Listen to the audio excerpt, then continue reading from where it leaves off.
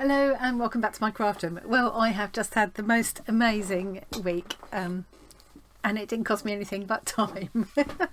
I signed up for the free taster week for the Kaleidoscope online art course that's run by Tamara Laporte of Willowing Arts. I'll leave links to everything below, and the main course will run for the whole of this year. It'll be starting soon. It's still not too late to get the early bird reduction. You can get a third off if you sign up at the moment, and I am so tempted. The taster week has been just amazing. I've actually done about 40, I'll count as I go along, about 14 paintings in the week, so yeah. And I have done a bit of, like, you know, cooking and spring cleaning and stuff as well, so I haven't just been in here the whole time, but I just feel like I've been on some kind of art retreat or something. I feel really refreshed and fired up by it. There are 17 different teachers from all over the world teaching all kinds of different styles and things. Kaleidoscope is very much focusing on colour. There's some colour theory in it as well, but they do make it quite easy and sort of light-hearted, and it's really interesting. And colour is what is the thing that I love the most about art, really. Anyway, each of these classes, I did as many as I could. I couldn't do them all, so there were 17 teachers and there were 19 classes for the whole week. And I think I got through, hang on a sec, 13. I got through 13 of them, I think. And I might still be able to come back to others. I've made notes and things. And Tam's actually extended the taster week for a week. So I might be able to go back in again, but I've got some other things I need to get on with now. So I might have to draw a line under it for the time being. Anyway, I thought I'd come on and show you the stuff I did and just talk about what we were using for each class and what we learned and stuff. They're all very different. Some of them I followed the class very closely. Other ones I put more of my own spin on it. But yeah, all very, very much inspired by these amazing teachers. They're just all fantastic. Oh, here's what, let's stop waffling on and show you what I did. And these are they're not in the order I did them. This one's on the top because it involved pan pastels, and I've done one coat of fixative, but I think I need another one because I think it's still shifting a little bit. This one was called Tribute to the Oceans. Yeah, Tribute to the Oceans. It was with Ida Anderson Lang, who's in Denmark, I believe. She's lovely. I've done her classes, but most of the teachers, I've done classes with them before, actually. This one used an analogous colour scheme, meaning that all the colours are next to each other on the colour wheel. A lot of the classes, because they're just brief taster classes, they did provide traceables and things, because otherwise you just wouldn't have time to do everything in a week. So we were provided with a traceable of this image with the 3 dolphins, the whale and the globe, and then from there on you could,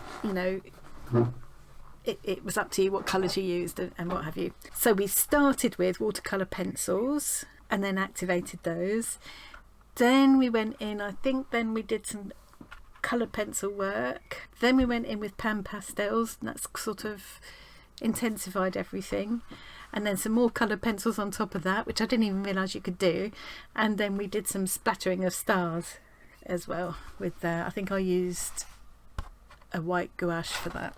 Really enjoyed it. Took me quite a long time, but yeah, it was very, very satisfying to do. And because Ida just explained each bit of the process sort of step by step, it just, and you had the traceable to start with, it wasn't it was time consuming, but it wasn't difficult.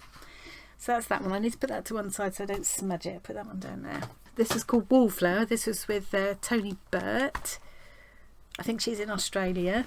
Again, done classes with her before, which I love. This was a monochrome colour scheme, obviously, just using the one colour and then mixing with white and to get different sort of tints of the colour. And then we just used, she was inspired by William Morris. I cheated, and she did provide a traceable of the William Morris design that she used, but I just used a stencil to make it even quicker.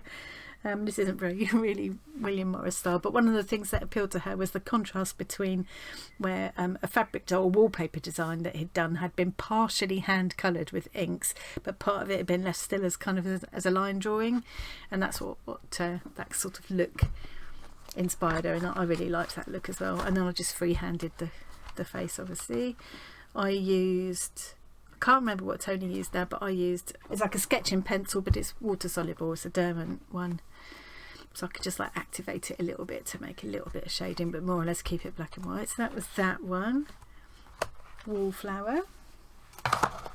Oh, this one was scary. This is a real departure for me, and yeah, I did it quite late at night. This was just using alcohol markers and then scribbling in with Sharpie. It was with Nadia Duff, and it's a triadic colour scheme, meaning it's a equilateral triangle on the colour wheel. So you can put it anywhere on the colour wheel, but each of the 3 colours is equidistant from the other. So this is, yeah, it was really scary, but so enjoyable to do, so enjoyable. I took all my case of felt pens downstairs and just got scribbling while I was watching something. Now, Nadia's inspiration was James Baldwin, who I hadn't heard of. You always learn new things on these classes apart from art. But yeah, so this isn't James Baldwin, but her picture showed this young man with a whole lot of protesters behind him. I didn't have time to do all that, but I actually looked at pictures of James Baldwin and thought, what a lovely, he would be an amazing face to do a portrait of, so I might come back to that again later. But he's a very interesting person to read about. So that was that one. And this one, oh, I got frustrated with this one. It was so amazing to watch. So this was with Jordan Rhodes. And I love his style. His portraits are amazing. All of these artists that I'm mentioning have all got Instagram pages and things. I thoroughly recommend just check them all out, because it's just so much inspiration. Jordan's style, I loved it. He mostly just used quite a big flat brush. He worked in gouache. This is in gouache as well. And he just makes it look so easy. He just dabs the brush on the paper and you think, yeah, I can do it. Oh, I spent 2 hours just trying to get the back of the rock in the background. Ended up painting over all of that and starting to get, oh dear. And I ended up going in with colour pencils to sort of pull back some of what I lost in my process. But I will come back again, and I followed them all on Instagram. I will definitely come back. One of the great things was that all of the teachers, as well as this lesson for the Taster Week, also gave a little freebie. So in some cases it was something like a printable of one of their pieces, or just an extra little lesson, and I think Jordan was one of the ones where there's an extra lesson. So yeah, I will go in again and in my own sweet time when I haven't got a deadline every week. I come back to it. Yeah, I did enjoy this. I learned a lot from it, but it doesn't look like it should look. Now the colour scheme with this one was split complementary. So with complementaries where the colours are opposite on the colour wheel. In this case, you've got I should have got my colour wheel out. Oh yeah, here we go. So if say this is going to be my main colour, blue green, complementary would be the red orange. Now actually, I'm sure we called this split complementary, but actually it's, according to this, it was triad, because we've got the blue green, we use yellow orange and red violet. Oh, I can't remember now. I can't remember. Was it blue violet? No, we used a blue violet, a yellow orange. I can't remember. Anyway, I think you'll agree it's a very striking colour scheme. Ah yes, this was Renata Lorry. Something quite different to what I would usually do. This was all using watercolour, and Renata's was very colour loose, and well, not loose because she was quite precise as well, but it just looked, I don't know, just much more delicate. Mine's a bit overworked looking, and yeah, and I think she also went as an extra class. She also showed you how to do a picture of Georgia, because this was inspired by Georgia O'Keeffe, how to do a picture of her and collage it against the background of the flower. But I didn't really have time for that, so I did this quite small, didn't do all of the flower, and I didn't have time to do the Georgia O'Keeffe character, although I love the idea of it. But yeah, I quite enjoyed the exercise. I didn't get it quite right. What was this one was, good job I wrote all these down. I thought I'd remember, but actually, oh yes, this was Danita Art. She's known as, I don't think it's her actual name, that's probably her Instagram name or something. And she does these beautiful little beautiful little pieces. Hers was red. This is a monochromatic colour scheme. Really delicate little face and beautiful, yeah, such delicate work. This was just done in acrylics, we just used the whatever colour you chose. So I went with blue instead. I liked the look of it, like sort of blue and white china. And then we just used a little bit of black to darken it. No, Payne's grey, a little bit of Payne's grey to darken it. I've made mine look a bit more like me because she's got glasses and messy hair. Oh, this was actually the very first one that I did. So this was with Tam. This is my Kitty Galore, I'm going to call her. She started out, she was going to be a boy, and then halfway through she changed her mind and turned into a girl. Yeah, bits of it I like, bits of it I don't. I think I messed up the eyes in the end. They looked better to start with, and I over fiddled with them. I think my favourite bit is the flower crown. I love that. I think it came out really well. Yeah, this is very Tamish. This is. She does just kind of whimsical girls. I think she talks about her style is like magical realism, which is a really good way of describing it. And she does, as well as these whimsical girls, she also does quirky animals, birds and other creatures. Yeah, there's things like these little wings here are very much a Tam thing.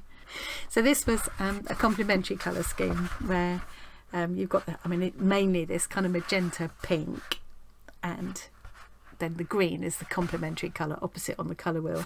So yeah, so if you look at all these kind of pinky red colours, then green would be the opposite. So that's, yeah. And as Tam pointed out, you don't when you're doing a complementary colour scheme, you don't want kind of 50-50. It would just be a bit overwhelming, so you just have a little touch of the complementary colour. So this one's mainly this magenta pink. Tam used watercolours. I used my Peerless watercolour sheets. I found them almost a little bit too intense, but then that's quite good because it turned out really, really bright. Yeah. Oh, this was with Eulalia Meyer. Don't know if I'm saying her name right, Meyer. Eulalia Meyer. She's in South America. And with this one we used an analogous scheme. So basically I found all of the acrylic paints in any shade of blue and green that I had and used them all. And because they're all next to each other on the colour wheel, you can't really go wrong. Whatever ends up next to each other is fine. And then once all of that was dry, I think Eulalia used Neocolour crayons, but I used acrylic paint pens because it's kind of quicker and easier. I just liked the look of it. And again, I used all the shades of blue and green, and even went into yellow because some of this green is quite a yellow green. So I thought, okay, so that was fun as well. It was all so much fun. Oh, doesn't actually belong here. This is my picture I did for this month's prompt squad. I've never joined in with prompt squad before, so yeah. What did I use for this one? I can't even remember now. I think I videoed this anyway. I think it was watercolours. It's mainly watercolours. I can't remember now how I got these really dark colours because that's quite hard with watercolour. Layers and layers and layers. And I also used gouache for the figure, and then finished off with paint pens. But that wasn't part of the Kaleidoscope Taster Week. This is another one with Tam. This is sort of very much sort of Tam style, these kind of girls like this. And this one was inspired by Billie Eilish. Not as a portrait of her, but just sort of inspired by her really. I did some little things like, you know, kind of her expression and her eyes are always sort of slightly sort of sleepy, slightly half closed looking, and the hair, the colour of the hair and stuff. Yeah, so some bits were kind of inspired by her look, but it wasn't really meant to be a realistic portrait. Some of the stuff that was posted on the Facebook group though, a few people got a really amazing likeness of Billie Eilish. Yeah, I don't know how they made the time. And this was I did my own take on this a little bit because it wasn't meant to have like a night sky, but I just sort of got carried away and was quite enjoying the colour. So this was, it's called Ocean Eyes, which of course is inspired by one of her songs. It was a triadic colour scheme. So we've got the green, the violet and the orange kind of colour. I'm not getting this now. It seemed to make sense at the time. I think this is yellow green, red violet and then it was a yellow orange. But it looks more red than that, doesn't it? But anyway, I think it works. So that's that one. See how much I did in a week. It's crazy, isn't it? This was upside down. This one was called Ode to Joy. It was a class with Lauren Rudolph, and this was a monochrome painting, and it was just with acrylics. So we just used, I think I used an indigo blue. I had to use what I had. I didn't always have the colours that they were talking about, and then just white and black. Lauren provided a traceable, which I used because I probably could have drawn this, but I would have, in the time I would have struggled. So yeah, where there was, so that one I used the traceable, that one I drew it myself. This one I didn't use the traceable, but I looked at it on the screen and sort of copied it. That one I did myself. That one I did myself. That one I did myself. That one I used the traceable. That one I did myself, and the wallflower one as well in a little bit. That one I did myself, and the dolphin one I used the traceable. Yeah, because the thing about this was not so much an exercise in drawing the figure. I think I probably could do that if I put my mind to it and spent long enough. It was more about trying to get this effect of the water and the light on the water and the hair sort of flowing into the water, and the way this catches the light. That's what this was about, really. So yeah, I'm quite pleased with how it turned out.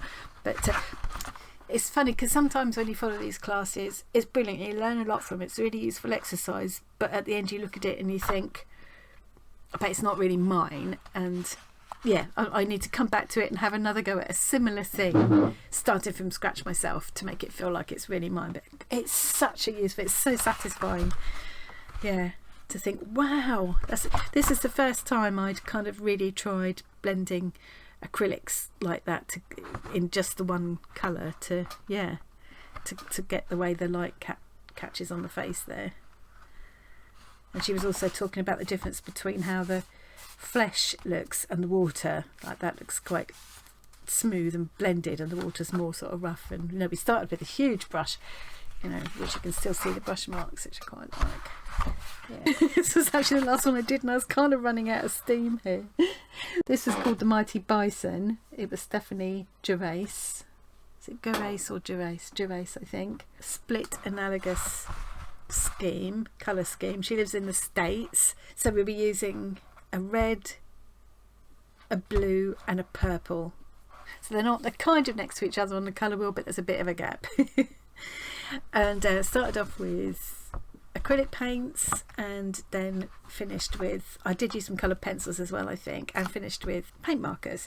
And I decided not to go with the bison. I mean, obviously that's local to Stephanie. She's near to, was it Yellowstone Park she was talking about? This is more near to me. This is based on Highland cattle. Not that I live in the Highlands either, but it's nearer than where Stephanie lives. And I just thought, yeah. And I just thought, I always love the look of them.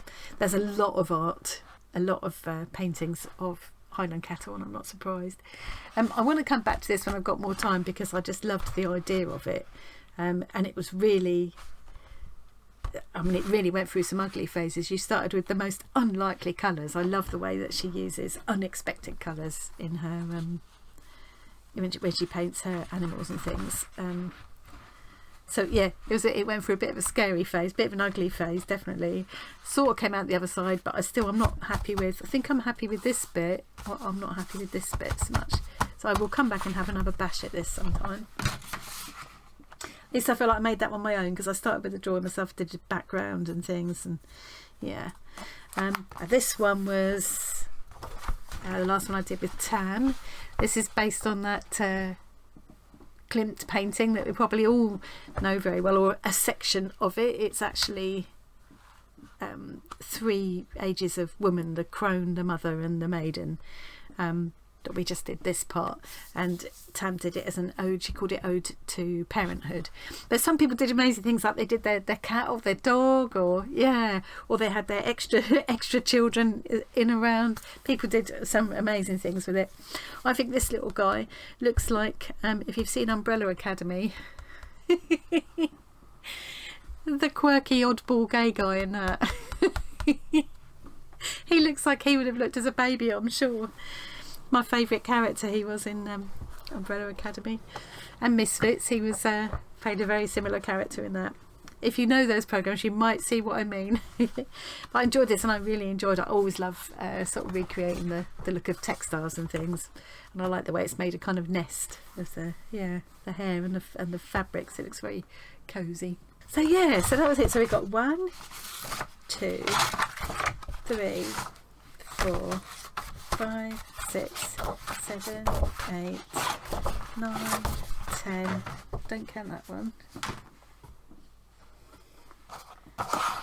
11, 12. Oh, I thought I had 13. 12, but 12 paintings in 7 days. Yeah, I was just so pleased. Enjoyed myself so much. I've entered all of the giveaways. I'm really keeping everything crossed that I might get lucky and win one of the free spots. She's given away must be 20 odd free spots, so it'd be amazing. But thousands of people joined in with the Taster Week, so it's probably not very likely, really. To be honest, I haven't got time. I've got my art bundle for good classes to go through as well. A lot of the same teachers will appear in there. Tam for one.